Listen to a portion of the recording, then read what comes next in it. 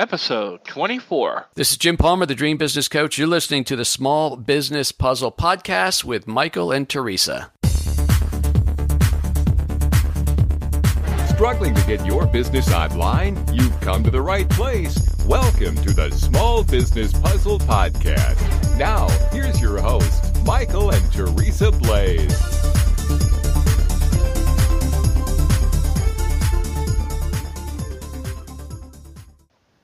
Welcome to the Small Business Puzzle Podcast. I'm Michael, and I'm here with my better half, my wife, my business partner, and the love of my life, Teresa. Hello, everybody. So, how are you doing, Teresa? You know, I couldn't be doing better. I mean, things are going well. And it's a little late, but Happy New Year, everybody. Happy New Year. We've gotten through the holiday season. Now it's time for that big push. Whatever you're doing, you know, you got to step up, and this is a year to make things happen. Agreed. Totally agreed. Okay, so first announcement is we are going to be changing our format a little bit. We are still going to be putting out content, but we have decided that we are going to regularly schedule interviews, and we've got some amazing interviews coming up in the next few weeks. And it doesn't mean we're not going to produce our own content. We will be, but we've decided to supplement with these interviews because we really want to bring people that we think will bring value to you guys. And with that being said, I'm so excited. We have an amazing interview for you today to start this off. The one, the only, John Lee Dumas. Of EOfire fame. So, quick bio on John. John Lee Dumas is the founder and host of EOfire, a top-ranked daily podcast featuring interviews with today's most inspiring and successful entrepreneurs. John and EOfire have been featured in Forbes, Time, and Inc. magazine. And honestly, guys, let me just say, if you haven't subscribed to his podcast, do so. It's worthwhile, and it's very well done. I enjoy it. So, and we are really blessed to not only consider them our mentors, but also our friends. Agreed. They're just amazing people. They're him so cool. Him and Kate Erickson are just absolutely amazing. So, with that being said, we are headed. Let's head out to the interview, Mike. Absolutely. So, with no further ado, here's John Lee Dumas. Good morning, John. It's an honor to have you with us this morning. Michael, Teresa, I am fired up to be here, you two. Oh, well, man. we are glad to have you. And first of all, man, we want to thank you for your service. Appreciate that. Thank you. Mike and I both have military families, and we totally get what we totally back the military. So we wanted to thank you for your service. Awesome. Love it. And second, we've got an audience of podcasters, business owners, entrepreneurs, so on and so forth. And we wanted to get you on board because, I mean, you've done everything under the sun, it seems like. You're a podcaster. You've launched physical products. And if you had one thing that you wanted to tell our audience, what would it be? So there's a lot of things I'd like to tell your audience, but of course, within the time constraints, the one thing I'd want to dive into is the people that I see winning today in the world of entrepreneurship, in the world of business, in the world of life, are people that are willing to niche down, to really get specific about one audience, one avatar, and serve that person, and then let that grow. It's kind of like planting a seed. Like, everybody wants to just plant a garden and have it be fully functional the day that they start. That doesn't happen. You plant a seed, and then you water that seed, and you watch it grow slowly. Then you learn from that. Then guess what? That seed might sprout into something that then has other seeds, and that's how your garden actually happens, not all at once. And so for me, it's all about that one thing that you're passionate about, that you can provide value in, that great combination of passion and value. Water that seed. Don't worry that your audience isn't huge. Worry about serving your individual audience as well as possible, and then drive forward and learn from that experience. No, I couldn't agree more. I can't tell you the number of business owners that we've talked to, and when you ask them that same question, I think it's one of the hardest questions for them to answer. Who is your audience? Because they're looking at it and going, "Well, my audience is everybody. I want to reach out to everybody," and you're like, "You can't do that." Yeah, well, let me even jump on that, because so many people, when they say that, I say, listen, when you try to serve everybody, when you try to relate to everybody, you're relating to no one. You're serving no one, because you're just another voice in this world that's screaming into the wind with 1,000 other voices, and you're wondering why you're not being heard. Well, you're not being heard because somebody like Michael or Teresa's not being like, wow, I feel like John's speaking to me. Like, nobody's going to say that if you're trying to serve everybody from day one. So don't get freaked out when you start early. Like, is my audience going to be big enough to allow me to actually have a business that can support me? You can't think in that many. You have to say, is this business niche enough where I can start getting momentum, and then I can start growing and making it more broad as I start to understand the needs of my audience in a slowly broader audience as I go.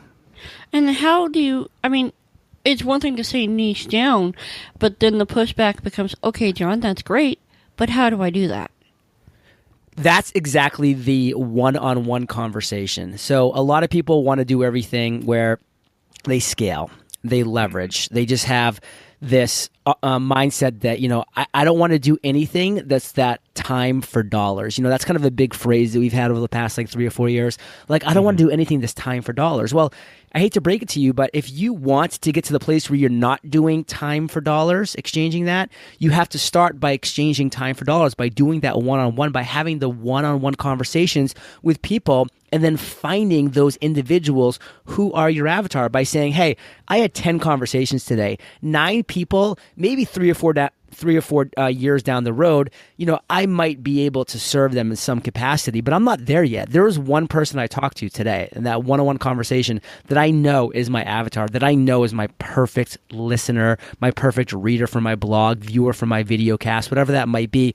That's the person that I'm going to serve. So I'm going to do a deep dive into that individual and learn their biggest pain point, their biggest struggle, and then I'm going to create the solution for that individual struggle, serve it to that person, learn where I came up short, learn where I nailed it, improve, iterate, pivot, adjust if necessary, and then drive forward. And guess what? When I've perfected serving that one person, then I'm going to say, listen, you obviously have friends, peers who have the same struggles as you. I'd love to serve them too. And that's the direction you go. Beautiful. Hey, John, I got one more question for you, and it's a little change of topic, but it's something I've asked a lot of other people. We're going into 2017, and my question to you is what is the biggest marketing trend or biggest 2 marketing trends that we need to watch for as business owners in 2017, and how do you think we should best leverage it?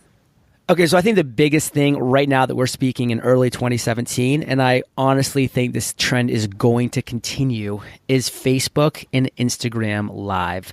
That's where the attention is right now. That's where the audience is. Facebook owns Instagram. They're putting a ton of energy, of focus, of juice. And by juice, I mean that they're actually, ramping it up on their end. So if you're doing a Facebook Live, that's going to get a ton more Facebook love from the inside than just doing a post or just a picture or maybe a video that you've uploaded. Those things are good, but what Facebook wants is the live interaction. They want people on their site producing live content. They want people on their site consuming live content. And so the quicker that we can understand, hey, maybe the podcast is my focus, which it is for me, absolutely. But how can I supplement that podcast by bringing in an audience that maybe doesn't hear my podcast very often, or maybe doesn't know what Entrepreneur on Fire is, you do that by leveraging these great tools, Facebook Live, Instagram Live. It doesn't have to be a show. I'm not saying get on there and produce a show on these things. I'm saying get on there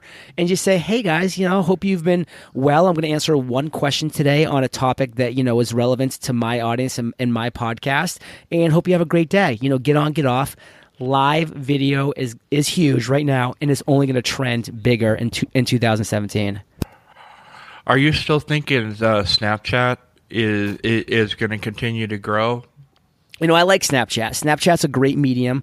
I will say that when Instagram came on, and to give you even another step back story, Mark Zuckerberg tried to buy Snapchat like 3 years ago for $2 billion. And I think his name is Evan. I can't remember, but the founder of Snapchat was basically like, no, thank you, because he knew he had something incredibly special. But, Mark was like, okay, understandable. Like, go do your thing. You're an entrepreneur. And then, of course, they went, they already own Instagram. So they're like, how can we basically copy Snapchat? Because whatever they're doing is working. So Instagram Stories came out, like 6 or 8 months ago. And it's been doing great. And I know a lot of people, by the way, people that, that we've heard of on this call. And I know a lot of you listeners probably have, like people like Pat Flynn, Chris Ducker, Amy Porterfield, Lewis House, people that were really giving Snapchat an honest go, but were like, this is a little separate from my audience, but it's extra work. But then when Instagram Stories came out, they're like, oh my God, thank goodness, because I was already doing all this on Instagram. I already have an audience on Instagram, and it's connected to Facebook. And now they're rocking Instagram Stories, and they've literally just been like, bye-bye Snapchat. So I think you're going to see Snapchat kind of where it was for a while, very niche, and then for a little while, because of people like Gary Vaynerchuk, like it started to go a little mainstream. But then as soon as it started really catching fire mainstream, you saw Instagram Stories get launched, and I think it kind of doused to that fire. So I think Snapchat is still a really important medium, and there's going to be people that are definitely dominating that for 2017, 18, 19, and beyond. But I think you're going to see the mainstream be focused on Instagram Stories now as they continue to iterate. And again, adding the Facebook juice. I mean, it's like the 1-2 punch. Like, why would you just do Snapchat when you can do Instagram, which also gets pushed to Facebook, and you just get the best of all those worlds? So Snapchat kind of did a good thing by making themselves their own individual planets, because again, that makes people feel safer, and like they're in the cool kids group, etc. But then Facebook and Instagram are just like, hey, you can have the whole galaxy by just coming over to our world. So think about that, in my opinion, and test it. Maybe Snapchat's going to work for you and your niche and your industry for a specific reason, or maybe your audience is already there on Facebook and Instagram because you've been building that for years on Facebook, and then for a while on Instagram, and it's just waiting there for you to capture. So just test it, see what works, and then amplify that thing that works. My only hope is that with the Facebook Live and Instagram and Snapchat, that these platforms will also consider, not only, building out, but also the accessibility for those that maybe use voiceover, that kind of thing, because, not everybody that uses it has a site. And for example, Snapchat, I want to get on it, but I can't. I mean, I have yet to see an update where I can effectively use Snapchat. Yeah, that has been a problem. But slowly but surely, I think they're starting to realize that they're going to have to make their stuff accessible. So I know that things are changing in the right direction, but there are some people that are a little stubborn about that stuff, unfortunately. Yeah, it happens. So, okay. Mike, do we got time for one more question over there? Yeah, I think so. Go ahead. Yeah, we do. Alrighty, beautiful. Let me ask you this. What because you're an entrepreneur. How would you, if you were going to test a product, you talked about niching down. Let's say you figure out who your niche is. How would you then go back and test out something that is monetizable? What would you do in order to test it and make sure that you're not going to put good money after bad? So the key words that I would say to that question is pre-sell. And by that I mean, if you really have done the research and you've had conversations with your avatar and you've identified their struggles and you've created the solution in your mind, go to that person and say, listen, You tell me that you're struggling with fishing. Well, look I've created a hook. Would you use this to go fishing? And if they say yes, say, okay, well, listen, you're saying yes, but I've heard people say yes before. I'm going to sell this for $10 when it comes on market. Will you put down $5 now to secure your hook when it goes live? You're going to get a 50% discount. You're going to be a founder, and I'm going to be able to now have the income to go ahead and spend my time, my money, my energy to create this product. I did this exact same thing with Podcasters Paradise. People were telling me, John, we want a community where we can learn how to create, grow, and monetize our own podcast. I said, okay, well, prove it. I'm going to spend 30 to 45 days building out this community. But before I do that, because that's an incredible amount of time, energy, and money invested, I want you to put your money where your mouth is. So I'm going to launch Podcasters Paradise in 45 days if I get 50 people to drop $200 on a membership for life for Podcasters Paradise. And guess what? When I open the doors, guys, in 45 days, it's going to be $400. So you're going to be getting the cheap, we have lifetime members, by the way, 3 years later right now, because Paradise has been going for more than 3 years, that are so proud. They're like, I can't believe I spent $200 for all of this, because, we've done some incredible things with the community since then. But that's what they get as a reward for putting their money where their mouth is, for pre-investing into something. I hit my 50 members, and I said, okay, Kate, now we do this. We closed the doors. We went into our little cocoon. We created the entire community. We opened the doors 45 days later, and then we said, okay, now it's $400. Who wants to join? And people were like, oh, I wish I had joined 45 days ago. And I'm like, well, you didn't. And so that's a great way to make sure that you have a product that people will vote with their wallets for. And that's the key word, is vote with your wallet, because people will tell you from morning till night that you have a great idea, that of course they would invest in it if it was alive. And then guess what? People have gone and done that, myself included. They've been like, oh, okay, Michael, you said you wanted this, here it is. You're like, oh, well, I didn't mean me. Like, I just meant like people like me would want this. And that's going to happen. So have people put their money where their mouth is. If the pain is great enough, they'll pre-invest. If the pain's not great enough, they won't. And that's a great indicator not to spend your time doing that, but to, guess what? Spend your time and energy finding something else that is a big enough pain point that's worth your energy. That was one of the things that I think was impressed the most with by you, because we were looking for a training course, and you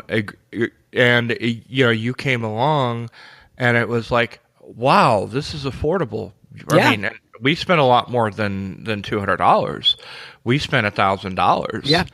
But, you made it affordable to us, by offering a payment plan. But I'm so glad that we made that decision, because, we made these connections and this and that, and, it's been awesome. I love it. And John, I know we have just a minute or two left. Do you have anything that you want to share with our audience this morning? Well, yeah, I'll just be real quick. I'll say that something that we're really proud of is, last year in January of 2016, we launched the Freedom Journal, which is a gorgeous hardcover journal that guides people in accomplishing their number one goal in 100 days. And we set all kind of records. We became the 6th most funded publishing campaign of all time on Kickstarter with it, doing $453,000 in just 33 days. And so we realized there was a real need for something like this. So I've actually spent the entire I spent all of 2016 creating a product launch for 2017, which is happening on January 23rd. We're launching the Mastery Journal, which is all about you mastering productivity, discipline, and focus in 100 days. Those are 3 skills that have allowed me to grow a multi-million-dollar business in less than 4 years. And this book guides you through that in 100 days. So it's something I'm really proud of. It's actually my best work ever. I'm really excited about the launch on January 23rd. And if anybody wants to check it out, you can learn anything you need to at themasteryjournal.com. That's awesome, John. That's awesome. And we'll we will definitely be part of that. Yeah. And we will be also including links in the show notes.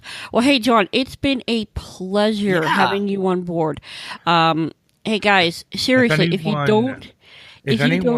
one second. If anyone, John, how can people connect with you if they want to connect with you? All the magic for us happens at EOfire.com. Awesome. And seriously, if you're not listening to the podcast, What rock are you hiding under? Listen to Thanks, Teresa. like one of the best that I listen to. I'll spend my time, my personal time, and then I'll pop on a couple EOfire episodes. So, listen to it. And with that, hey, I want to thank you guys for listening. I'm Teresa. I'm Michael.